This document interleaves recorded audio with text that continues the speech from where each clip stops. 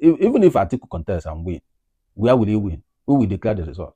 Because I've said it, that the problem of Nigeria is not the coalition. For now, that is the current situation. The main issue that everybody should fight for is electoral reform. If there's no electoral reform, if you like do 2 million coalition, Tinubu will remain the president. If the same stake that was there in 2023 when it comes to INEC and the modus operandi on how they did the election, then this incumbent president will remain in that position. Nobody will change him. Write it down. So until they fight for electoral reform and fix that electoral reform, which will mandate INEC to do the right thing by law, that if they fail to do the right thing, the law will catch up with them. That's when you can now be talking about coalition. What's the guarantee that even if you win, that you will be the one that will be declared winner?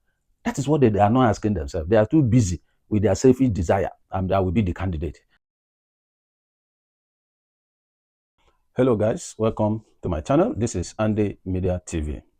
There's quite a whole lot, that's going on since the coalition, members adopted the African Democratic Congress as their platform to run for the 2027 presidential election and probably other, state elections. The coalition guys, said they have come together, to kind of, change the narrative of what is going on in Nigeria. They're trying to unseat the president and turn Nigeria around and stuff like that. And people were like, oh, who are these guys in this coalition? They are the same guys who have been in government for years, and still Nigeria is still the same way it is today. Why didn't they, change things when they were in power? Why is it now? Some said, oh, their mission is just to unseat this president. Some now asked, if they unseat President Bola Tinubu of the APC, what next? Because that's exactly what we have been into over the years. Well, in 2015, they said Jonathan is corrupt, is doing badly. Oh, they need to unseat Jonathan. And there was a kind of coalition that led to the birth of the APC. And the Buhari was brought in, and Jonathan was booted out. And at the end of the day, people are crying, oh, where is Jonathan? Where is... So Nigerians have been used to kind of making wrong choices when it comes to political leadership. And that is the reason they continue to lament and lament and lament and cry over and over again. So the three key things that always, decide who become political leader in Nigeria are: one, ethnicity, tribe, and religion. And again, the fourth factor I may add to that is capacity to spend money, to buy delegates. That is the number 4. So the selection of who becomes a political leader, become the president, the governor, the local government chairman, who become even a minister and other, is not tied to capacity, to character, to competence, to empathy, which are the key C's, when it comes to electing a leader. All right. So that is the reason why at the end of the day they cry. We have seen people without certificate. They are the ones leading Nigeria. We have seen people who doesn't even have any knowledge of development. They are the ones in charge of the affairs of the Nigeria. So why do you expect development? That is the question. So, but let's look at this coalition and look at their intentions, because I'm beginning to draw some conclusions from what I've been seeing going on recently. When you listen to Atiku Abubakar, who is one of the proponents of this coalition, I saw him speaking in Hausa to his people, making all kinds of promises of what he will do in his presidency in 2027 if he wins. So automatically he has declared his intention to run for the 2027 election. However, I've seen on newspapers, on dailies, that ADC, the interim national chairman, has said that there's no candidate for the party for now. We understand that people need to be, talking and declaring their interests and making their intentions known, to help the public to begin to think or scrutinize them and know who they're going to pursue and who they're going to, kind of follow. So that's a normal, political procedure. Even if Atiku contests and win, where will he win? Who will declare the result? Because I've said it, that the problem of Nigeria is not the coalition. For now, that is the current situation. The main issue that everybody should fight for is electoral reform. If there's no electoral reform, if you like do 2 million coalition, Tinubu will remain the president. If the same stake that was there in 2023 when it comes to INEC and the modus operandi on how they, did the election, then this incumbent president will remain in that position. Nobody will change him. Write it down. So until they fight for electoral reform and fix that electoral reform, which will mandate INEC to do the right thing by law, that if they fail to do the right thing, the law will catch up with them. That's when you can now be talking about coalition and all that. El-Rufai said in one of his, one of the forums, when they were talking about this coalition stuff, he said that the people that, nominate candidates or vote for the candidates are illiterates and semi-illiterates. Remember that statement he made that time. So, which means all those people care about is their stomach infrastructure. Whatever candidate mobilize them with the highest dollars, they follow that candidate. They don't care what the candidate can do, who he is, his capacity. They don't care. The same thing is not about PDP, it's not about Atiku or whoever. The same thing happened in the APC. That's how the incumbent president, Bola Tinubu, also came to power. This same thing happened there. It's the same system. So these are the same people who are telling us they are coming to change Nigeria when they dollarize primaries to put themselves as the candidate. They are not the choice of the people. They are the choice of the dollars they share. And that is the whole truth and nothing but the truth. And that is why we are seeing the wrong people in political power. And when they get there, they are confused. They won't know what to do. They focus on how to recoup the money they have invested in the candidates that nominated them. So this has been the problem of Nigerian political system. That is the reason why there is no internal democracy when it comes to all the political parties. The political parties are just like an association or an SPV, special purpose vehicle, for people to just go and win an election. There is no internal democratic principles at all. Because if there are, why will people share money to delegates? When somebody is spending up to $30 or $50 or $50,000 per head, times 774, imagine how many $1 million we are talking about. Multiply it in naira, you see how many hundreds of billions we are talking about. And when the person enters as the president and is awarding contract without following due process, and you will be shouting, and you're a delegate who has collected your own $50,000 or $30,000, as the case may be. That's why they award contracts without due process so that they get their money back. That's why they collect kickbacks. That's why they travel different countries just to mop DTA and what have you. That is the reason. So it's unfortunate that we are in a quagmire as a country and that people have refused to do the right thing. Without electoral reform, even if they bring the Pope from Vatican to contest for ADC, they will fail. Because the current electoral system cannot guarantee free, fair, and credible election. And that is the honest truth. So they need to fix the electoral system first before talking about coalition and who is contesting for what.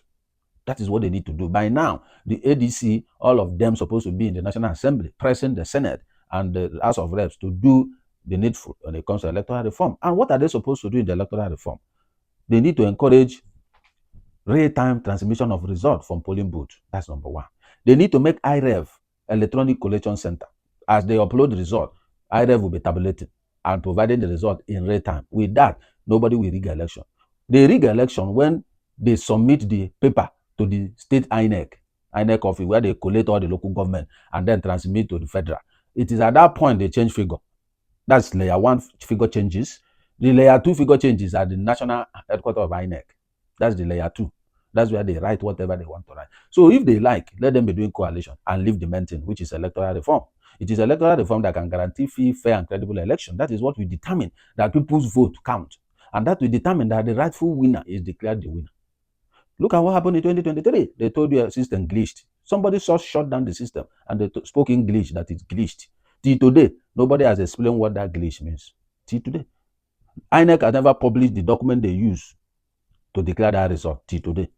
Even court could not request INEC to provide that. So I've mentioned two things that are supposed to be in the electoral reform. The third one is that it will be in the law that INEC must provide all the electoral result materials to every political party within 5 days the election result was announced, so that any party whose candidate want to go to court can have access to all the electoral documents to present in court to support their petition. Because how INEC escape all these judgments is that they frustrate candidates from getting the material they need to file their petition to in court. And they have 21 days to do that. So the moment 21 days elapse, you cannot add any other document. And by then, the person goes to court, they use technicalities in court and throw the case out, and the person loses. And the person they have already declared winner before remains the winner. It's supposed to be in law that all pre-election cases must be concluded before the real candidate will go and contest. Because we have seen occasions where there's a case in court, the person goes and contests and win. The court will now decide, the judgment will now come after they have sworn the person in, and they now say it is not the rightful candidate, that it is Mr. B that is the rightful candidate. That's ridiculous. So all pre-election cases that concerns the candidate of the party and all those things need to be sorted out. Anything that is in court must be dealt with prior to the main election, so that the main candidate will be the one to contest the election. Again, no winner will be sworn in until all cases in court have been exhausted. So they need to replan the calendar to be sure that the May 29 swearing-in date the court must have decided who is the rightful winner in case there are people that went to court. But when people's vote count, you will see the number of people that will file petition in court will be minimal. In America, it's hardly for you to see people go to court after they have lost the election. It's very minimal to see that. The moment the result is declared, people accept the results. So in few cases, you see people go to court to contest elections because they believe in the system. Our own, we don't believe in the system. And that is the reason, because they manipulate the system at all times during elections. So these are the problems. So when these things are made law, you will see changes. And when INEC did not release electoral documents within 5 days, they will be sent to prison. The court will charge them, subpoena them, and send them to prison. By the time this happens, INEC will sit up. Transparency will start coming in. Now, looking at the party at itself, the law must ensure, because INEC is the one managing the political parties, right? If they need to have a body, separate body from INEC that will manage political parties, that will be good enough. So that body will ensure that each political party conduct internal democracy properly, that primaries are done properly, and there will be cap on campaign financing. Who investigates for campaign financing? Nobody. So all these things need to be explained clearly in the law, and there will be penalty for each of them. Then establishing the tribunal, the Election Offences Commission, that will try cases of those who violate the electoral law. That one will also be there, so that there will be deterrent for those who send people to stay ballot boxes, who change figures of election results, who glitch the system and stuff like that. Those people can be tried. So the question now is, how do they get these things done? They need the National Assembly. Who are the National Assembly? They are the handbag of the executive as the 10th Assembly. That's exactly what it is. So I don't know how they're going to break through in that, but that is the right thing they need to do. There's so many things to be added in the electoral law that will change the face of Nigerian election. And then we determine that people's vote count. So this is what the coalition need to start pushing for now. They should just suspend all this issue of candidacy and this candidacy. That they should focus on electoral reform. Get it done first. When you get it done, that's when you can beat your chest that if you secure tickets, you know that if you get your people together and they vote for you, you're going to win and be declared winner. So what's the point? That after you have spent $50,000, $30,000, buy delegates, and then secure the party candidacy, and at the end of the election, the incumbent writes results for himself and put himself there, for example, what do you now gain? You've wasted your money. So what's the guarantee that even if you win, that you will be the one that will be declared winner? That is what they are not asking themselves. They are too busy with their selfish desire, and that will be the candidate. So Atiku are already sharing position. Oh, women and young people will get 70% of my presidency. I will deal with corruption people. They are sharing position that you have not secured. So, in summary of what I've just said, is that electoral reform is the principal thing that needs to be done now. And the time to start is now. Because before you know it, 2027 is here. So that's number one. And I've mentioned key things. There are many other things that will be there. Other people have their own ideas and things they feel will make the electoral system to be free, fair, and transparent. So they need to sort that one out. Having done that, then they will now come into ensuring that internal democracy works in the party. Well, I believe David Mark.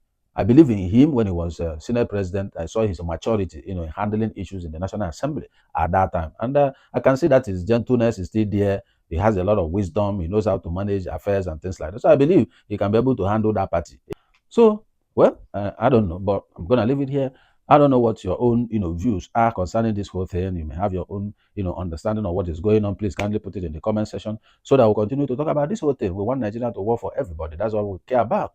So, guys, I'm expecting your comment in the comment section. And if you are still new to my channel, kindly like and share this video and subscribe to my channel and hit up the notification bell so that when my next new video drop, you will be among those to be notified.